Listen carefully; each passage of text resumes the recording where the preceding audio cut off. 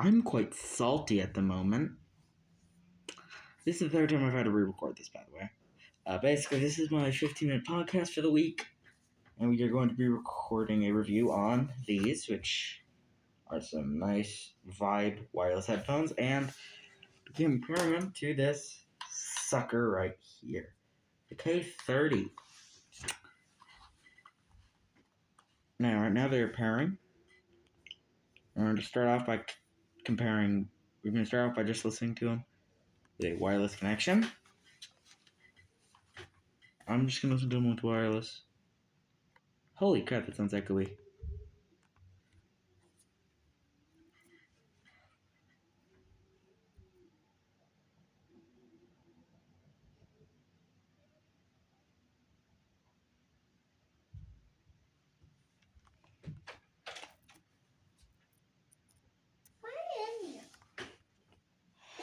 Sorry about that. My little sister needed a blanket because I'm recording in her room because, well, I have no internet in my room. So, we're going to be reviewing the Vibe headphones, as I said earlier. And we're going to be comparing them to the K30. However, comparison's only going to be done with an aux connection because these things have some problems when they're wireless connected. They do have some really cool features like next track, previous track, hold is volume, the bottom switch is volume up for some reason. Then of course middle's pause. Got a nice ratcheting head strap. They're pretty comfortable except for the fact that they don't really swivel. So they kind of pinch your head. They don't pinch my head because I've got a weird looking head. But that's beside the point. Also, soon enough I'll be doing a face reveal. Once I get 100 subscribers, that's the goal, is 100 subscribers. Then you guys will be able to see my face. Well, at least a mostly covered face. Less covered than this face. You might see my full face, I don't know. But they're really quiet, by the way. Like at half volume, they sound like the riffs at quarter volume.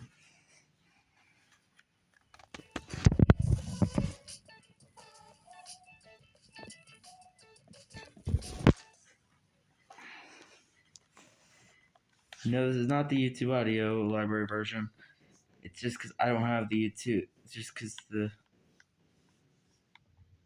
YouTube audio one is not on here for some reason.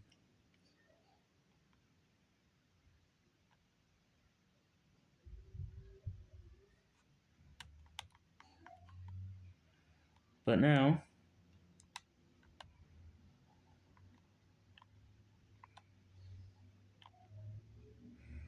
we're going to be comparing them through an aux connection. So starting off, to connect these to aux, you actually have to turn off the headphones.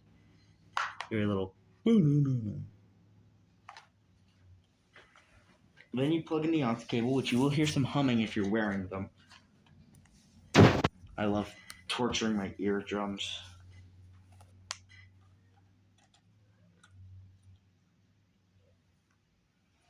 You also hear the same thing with the K30, so we're going to start off.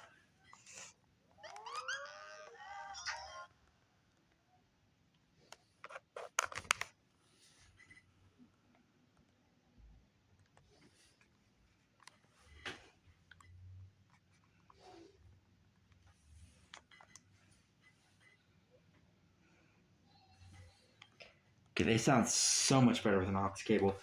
So, I'm going to record the entirety of this, listening to Scarlet Fire here and put them on the phone.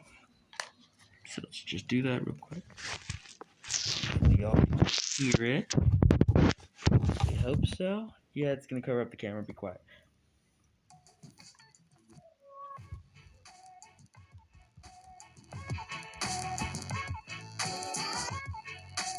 Hasn't popped on though. That's good.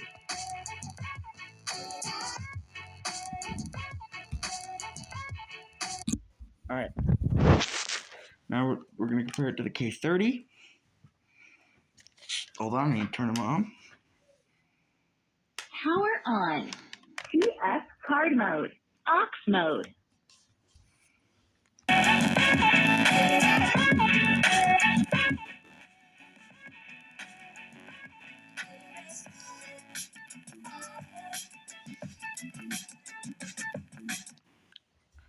Alright, I still think that the K30 sounds better.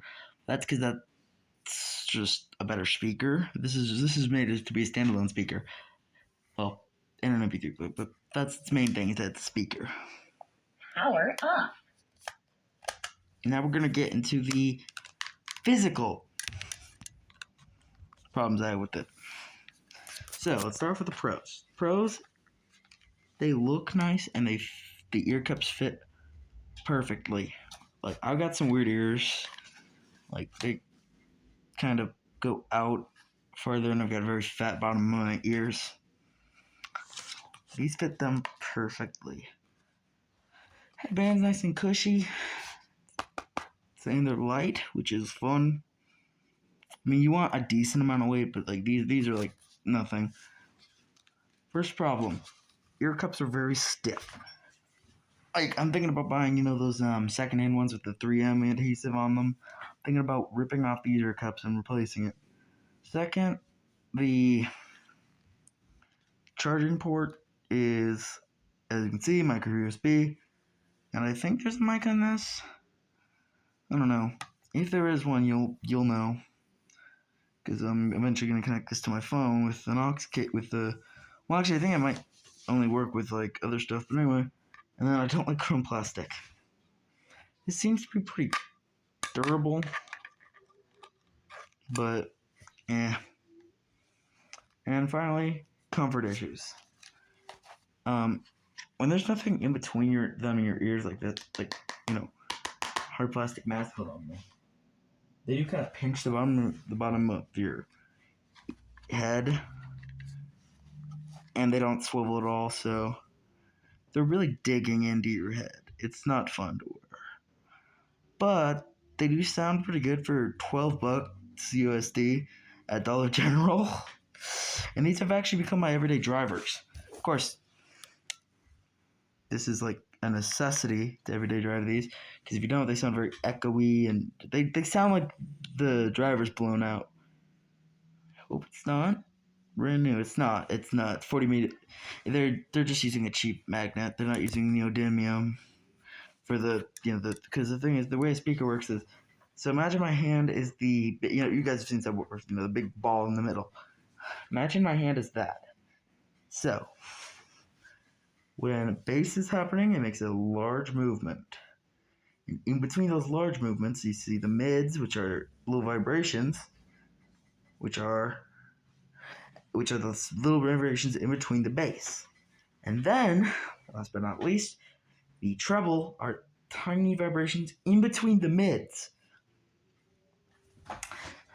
And I would crack these open and get a look at the drivers, but these are actually nice. The box is also pretty nice, and it came with a manual, which I read. It didn't even bring up the fact that these are aux. Maybe that's a mic port, but it works. It's aux in, so yeah. For 12 USD, okay, so price, 10 out of 10. They're amazing for their price. For quality, I mean, you don't seem to have any weak points. I'll give them like a 7, 8 out of 10. Comfort,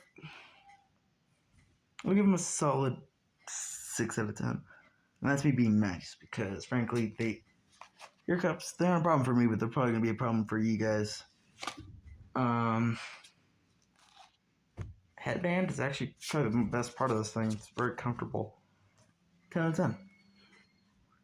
And last but not least, charging. Meh. Takes 2.5 hours to charge these puppies up to 100%. And last but not least, sorry I forgot, utility. They've got a volume and next up an album slider buttons.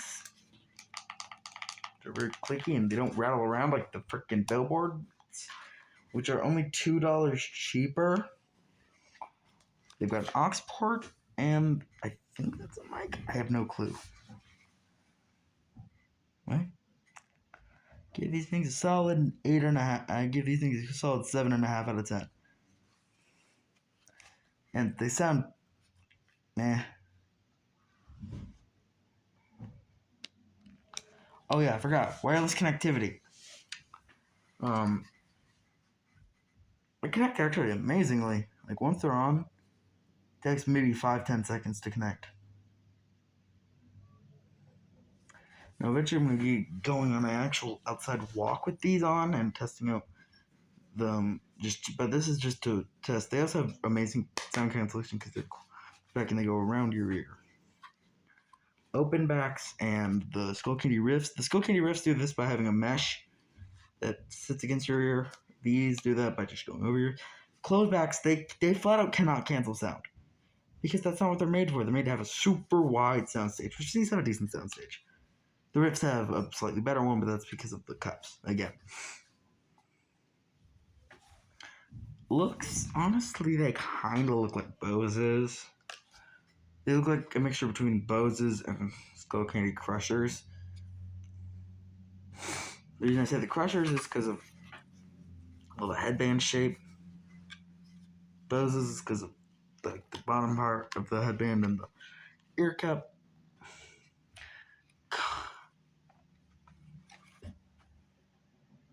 And also the controls are very Skull Candy placement. They look different still. I don't even know if the Skull Candy Wireless have aux ports, because if they do, just buy the wired ones. Buy a wired ones. But anyway, that is it. That is the end of this 15-minute podcast. Have a good one.